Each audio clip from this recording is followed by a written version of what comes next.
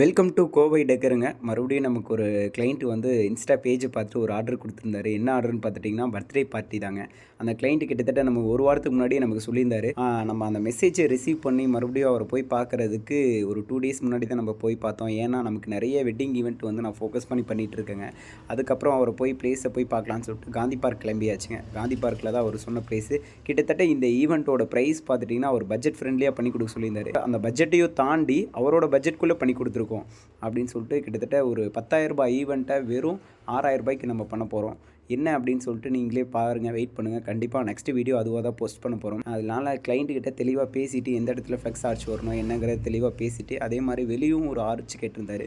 அவர் வந்து ஜங்கல் தீமில் ஒரு cake order பண்ணியிருந்தாரு. எனக்கு அதே பேட்டர்னில் பண்ணி கொடுத்துருங்க ப்ரோ அப்படின்னு சொல்லிட்டு ஒரு நம்பிக்கையாக சொல்லியிருந்தாரு. அதுக்கப்புறம் அந்த ஃப்ளெக்ஸ் பேட்டர்ன் எப்படி ப்ரோ இருக்குன்னு சொல்லி நான் கேட்டிருந்தேன்.